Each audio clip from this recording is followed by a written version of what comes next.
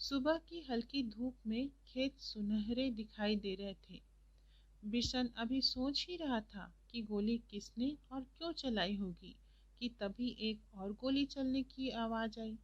एकाएक बिशन को गोली चलने का कारण समझ में आ गया। जब फसल पक जाती है तब गेहूं के खेतों में दाना चुगने ढेरों तीतर आ जाते हैं।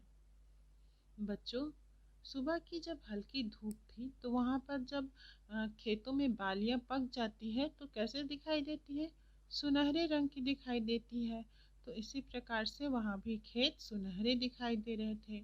बिशन अभी सोच ही रहा था कि गोली किसने चलाई है, और वह अभी और सोच ही रहा था किसने चलाई होगी, तभी एक और गोली की आवाज आई। अब उसको बिशन को समझ में आ रहा था कि गोली के चलने का क्या कारण है। अभी क्या है कि फसल जब पक जाती है तब गेहूं के खेतों में दाना चुगने के लिए बहुत सारे जो तीतर हैं वो लोग आ जाते हैं। तीतर क्या है आप लोग को पता है बच्चों? तीतर एक पक्षी का प्रकार है जो लड़ाने के लिए और उसको उसके मांस को खाने के लिए उसको पाला जाता है, उसे तीतर कहते हैं।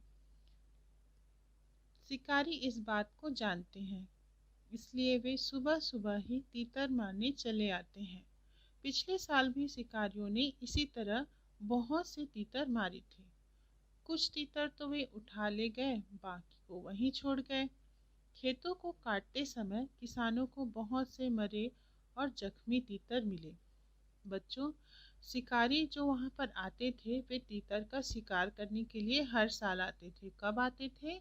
जब खेतों में जो फसल है जब वो पक जाती है तब वे लोग हर साल इसी तरह से आते थे और बहुत सारे तीतर को मारते थे, और जो जख्मी तीतर खेतों में छुप जाते थे, गिर जाते थे, तो उसको वहीं पर मरे हुए तीतर को छोड़ करके चले जाते थे।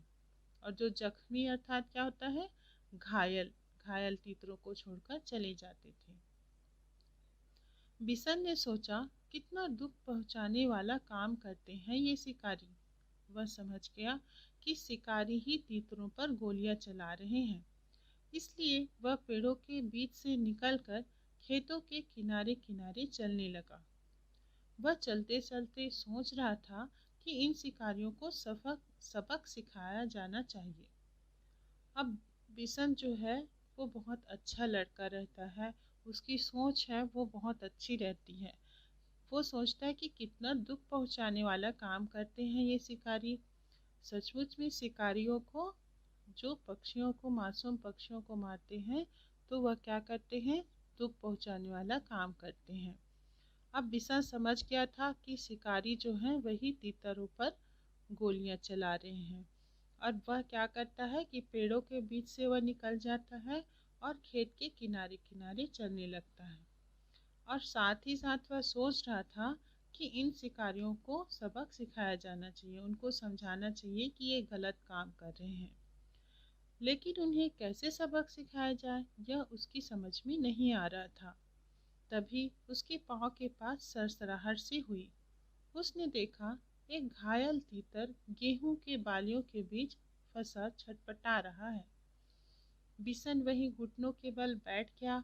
उसने घायल तीतर को पकड़ने के लिए हाथ बढ़ाया, लेकिन घबराया हुआ तीतर छिटक कर खेत के और अंदर चला गया। बच्चों, अभी बिशन सोचते हुए जा ही रहा था कि इन शिकारियों को किस तरह से सबक सिखाया जाए। तभी उसके पाँव के पास हल्की सी सरसराहट हुई, मतलब कुछ है लगा उसके पैर के पास। वह ध्यान से देखता है तो क्या देखता है कि जो गेहूं की बालियां हैं पकी हुई, तो उसके बीच एक जो तीतर है वह घायल है, वो छटपटा रहा है।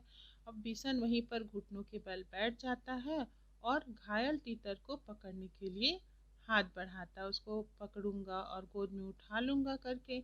लेकिन जो तीतर रहता है वह छिटक कर, यानी उससे डर कर वह खेत के अंदर की ओर चले गया।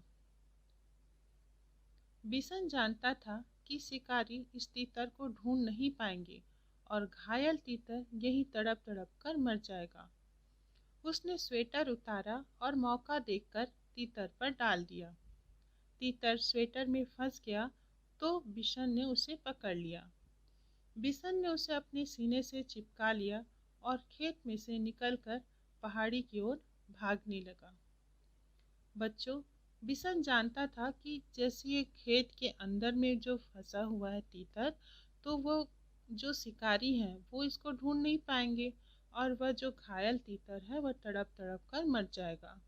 तब वो उसको बचाने के लिए अपना स्वेटर उतारता है और तीतर को उसमें स्वेटर में पकड़ लेता है और उसको अपने सीने से चिपका लिया और खेत में से निकलकर पहाड़ी की ओर भागने लगा। वह इतना तेज चल रहा था मानो उसके पंख लग गए हों।